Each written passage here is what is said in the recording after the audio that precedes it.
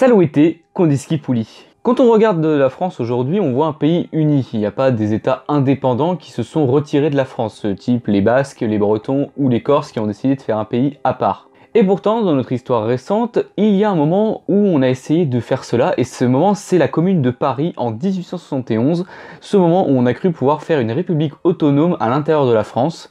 Je sais ce que je voulais vous raconter aujourd'hui, alors c'est parti.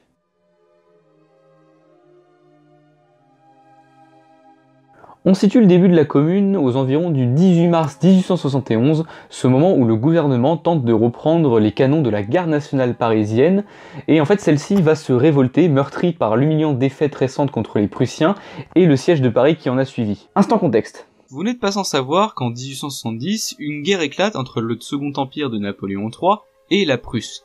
Il se trouve que c'est une guerre extrêmement désastreuse pour la France, puisqu'elle démarre le 19 juillet 1870, et que le 2 septembre, la bataille de Sedan, fait que c'est déjà la fin, puisque Napoléon III est capturé. Le 4 septembre, la République est proclamée, mettant fin au Second Empire, et selon les dires de Jules Ferry, c'est une révolution très calme. Ainsi donc, un gouvernement provisoire se met en place autour du général Trochu, et celui-ci s'établit à Tours, parce qu'en fait les Prussiens foncent de plus en plus sur Paris, et ils finissent par atteindre la capitale le 19 septembre 1870. Les soldats prussiens entament le siège, et à l'intérieur des murs, il y a 150 000 soldats prêts à en découdre, mais au fur et à mesure qu'ils tentent des sorties pour essayer de percer le siège, ce sont des tentatives qui échouent les unes après les autres. En fait, ce qui va se passer pour les Parisiens, c'est qu'ils vont déjà être mécontents de leur gouvernement qu'ils jugent incapable, et aussi surtout ils vont se sentir délaissés par celui-ci qui ne tente rien pour essayer de les sauver. Et pourtant le gouvernement il va réagir, puisqu'en fait il va signer la paix tout simplement avec les Prussiens le 28 janvier 1871. Mais pour les Parisiens, c'est la goutte de trop. Bah ouais, imaginez vous subissez un siège de 4 mois, un siège humiliant, dur, avec beaucoup de privations, et en plus à la fin, on signe la paix avec ces satanés Boches, et en plus de ça, on doit payer un lourd tribut aux Prussiens, et en plus de ça, on perd l'Alsace et la Moselle, vous savez ce fameux moment où on perd l'Alsace-Moselle qui sera récupérée à la fin de la Première Guerre mondiale.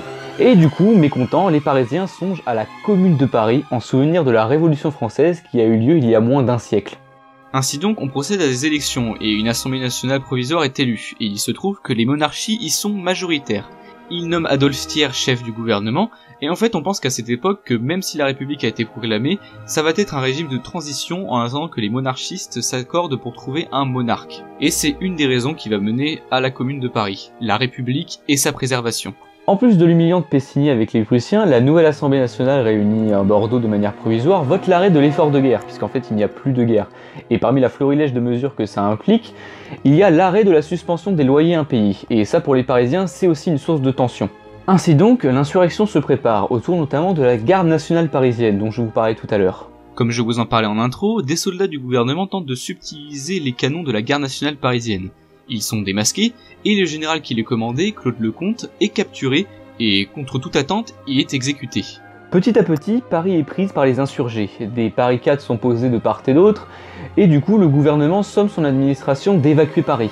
Le 26 mars, des élections ont lieu, et cela scelle l'émergement de la Commune de Paris qui est proclamée comme une république autonome indépendante de la France. Parmi les élus, il y a beaucoup de personnalités d'extrême gauche qui ont déjà eu l'occasion de faire la Révolution, notamment en 1830 lors des Trois Glorieuses qui renversent le roi de France Charles X, ou encore en 1848 lors de la proclamation de la Seconde République. On proclame même un programme politique dans la Déclaration du peuple français.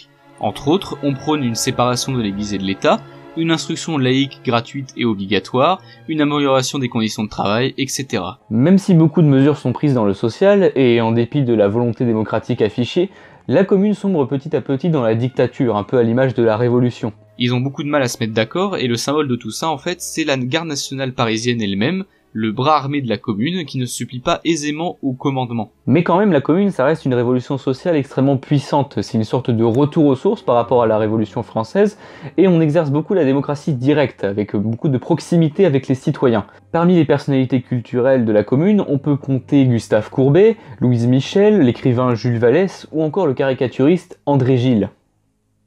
Pour résumer l'idéologie de la commune, on est sur de l'anticléricalisme, c'est-à-dire un rejet plus ou moins global de la religion, du socialisme et une petite partie d'anarchisme. Et il faut quand même noter que la vie reste normale malgré la commune. Les gens travaillent, la bourse tourne, etc., etc. Et les femmes jouent un rôle extrêmement important dans cette révolution, derrière Louise Michel dont on a déjà parlé, mais aussi Elisabeth Dmitrieff ou Nathalie Lemel. Toutefois, la commune n'allait pas durer, déjà parce que c'est pas un événement qui lance une tendance en province. Il n'y a pas d'autres villes qui vont se soulever à l'image de la commune de Paris. L'autre problème, c'est que tout le monde n'est pas communard à Paris. Il y a beaucoup de républicains dits modérés comme Carbon, Floquet ou encore un certain Georges Clemenceau. Et du coup, exilé à Versailles, le gouvernement d'Adolphe Thiers commence à préparer un plan pour reprendre Paris aux insurgés. Et si les forces militaires sont équilibrées au début, avec 40 000 hommes des deux côtés, les prisonniers de la guerre contre la Prusse commencent à revenir en France, et du coup l'armée du gouvernement compte désormais 130 000 hommes contre les 40 000 des insurgés. Le 2 avril 1870, l'armée gouvernementale, menée par un certain Patrice de MacMahon, entre dans Paris et l'insurrection commence. La bataille ne tourne jamais à l'avantage des communards, la répression est extrêmement féroce et certains chefs directement capturés sont tout de suite mis à mort par le commandement. L'épisode final de cette répression, c'est la fameuse semaine sanglante du 21 au 28 mai 1871. Entre 6 000 et 30 000 combattants sont soit tués au combat, soit fusillés. La victoire est totale pour le gouvernement et la commune de Paris est dissoute. Très vite, les répercussions judiciaires de la commune sont impitoyables, on condamne à mort et on déporte. Par la suite, le général Patrice de MacMahon, victorieux, remplace Adolphe Thiers à la présidence de la République. Ce n'est plus un régime de transition puisqu'il va perdurer dans les décennies à venir. Les monarchies perdent énormément aux élections suivantes en fait, et c'est ce qui fait que la République va s'installer. Finalement, la principale crainte des communards est chassée. De plus, à partir des années 1880, beaucoup de revendications des communards sont votées. Entre autres, on a l'école gratuite, laïque et obligatoire pour tous, l'amélioration des conditions de travail, et tout ça sera concrétisé en 1905 avec la loi de séparation de l'Église et de l'État. Et en plus de ça, dans cette même période, il y a des lois d'amnistie qui sont votées pour octroyer le pardon aux communards encore en vie. Du coup, la commune, on l'a vu, c'est une révolution éphémère et férocement réprimée, mais c'est quand même une évolution qui aura un impact durable sur la société française. Déjà, elle fait partie quelque part des facteurs qui ont permis la pérennisation de la Troisième République française, puisque je le rappelle, ça devait être au départ un régime de transition en attendant que les monarchistes se mettent d'accord sur quel monarque mettre sur le trône. De plus, avec les lois qui ont été votées par la suite, qui venaient de revendications de communards, on a eu une augmentation de l'intellect et des libertés en France, et ça a été extrêmement bénéfique pour la société française. De la même manière que la Révolution française a aussi eu un impact durable sur la société française, même s'il y a eu des bains de sang et des décapitations en masse. Je vous remercie d'avoir suivi cette vidéo, évidemment si elle vous a plu, n'hésitez pas à mettre le petit pollice sur Zoom, et si ce n'est pas encore fait, vous abonner. La musique du jour, c'était la Symphonie fantastique d'Hector Berlioz, et quant à moi, je vous dis à bientôt pour de nouvelles vidéos. Saluete, Kondiski Puli.